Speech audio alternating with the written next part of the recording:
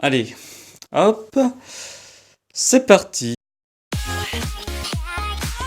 Bonjour, bonsoir à tous. Vous avez choisi d'être ici pour la méga conférence. Ouvrez grand vos yeux et vos oreilles, car ça va secouer.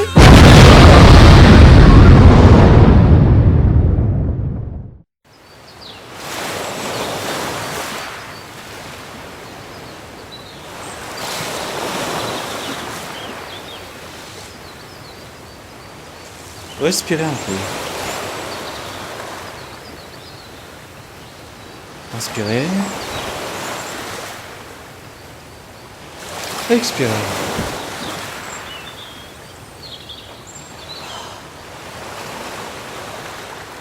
Voilà.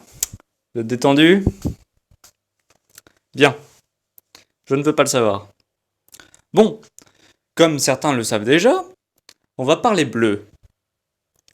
De manière directe ou tirée par les cheveux. Ne le faites pas. De vous tirer les cheveux. Ça fait mal. Et quand ça fait mal, c'est mal. Bref. Donc, ensemble, pendant cette conférence, on va parler bleu. C'est parti! Le ciel est bleu grâce à l'atmosphère qui va capter les autres couleurs sauf le bleu et ses variantes. Le bleu est associé au jour pour nous, humains. C'est pourquoi il faut faire attention à la lumière bleue abusive, surtout quand tu restes dans ton lit sur ton téléphone. C'était le petit moment prévention. Bon, ok. Autre chose. Les panneaux d'autoroute ne sont pas bleus partout. Et oui, ils sont verts à l'est et bleus à l'ouest. Grosso merdo. Ce qui m'a valu d'être perdu pendant 2 heures en Slovaquie. Voilà. Les bons souvenirs. Bon, ok. Autre chose. Les schtroumpfs sont bleus. Alors si ça vous le saviez pas, bon. Voilà. Oui, donc les schtroumpfs sont bleus, mais pourquoi sont-ils bleus? Eh bien, on ne sait pas. Voilà. C'est une question qu'on a longtemps posée à l'auteur, mais il a jamais voulu y répondre. Voilà, donc on ne saura jamais. Parlons des bleus de travail. Et oui, pourquoi bleu?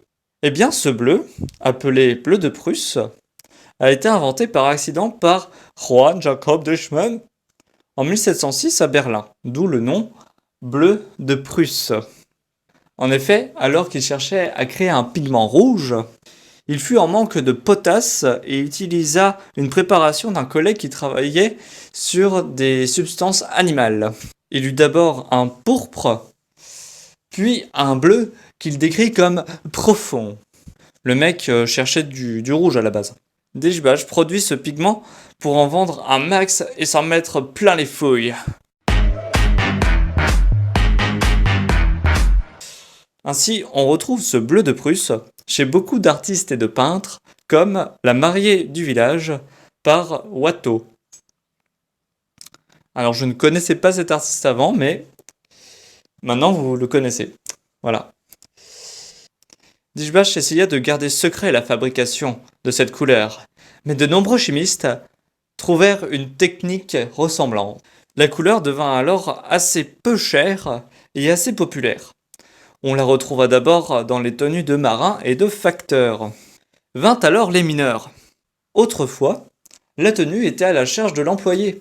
Puis, cette tenue, pour qu'elle soit uniforme, fut à la charge de l'employeur, qui chercha à faire baisser le coût de celle-ci au maximum. Il souhaitait donc une couleur qui soit peu chère et peu salissante. C'est là où le bleu de Prusse a été utilisé dans les tenues de travail, aussi appelé bleu de travail. Le personnage de Barbe Bleue, décrit par Charles Perrault en 1697, serait inspiré de Gilles de Rais.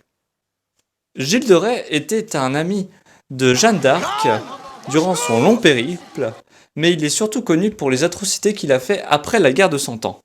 En effet, celui-ci est accusé de nombreux crimes à base de sang et d'autres choses dégueulasses sur des enfants.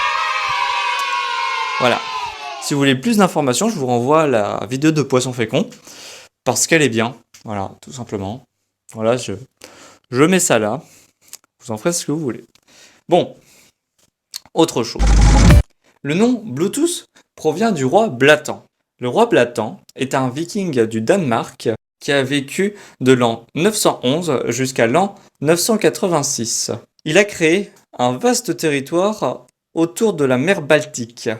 Et le Bluetooth dans tout ça. Eh bien, en plus d'avoir créé ce royaume qui était connu pour être unifié, celui-ci était aussi connu pour manger de nombreuses myrtilles, ce qui lui donnait les dents bleues, d'où son surnom Bluetooth. Son surnom a été repris pour le Bluetooth tel qu'on le connaît, afin de renvoyer à ce royaume unifié qu'il avait créé.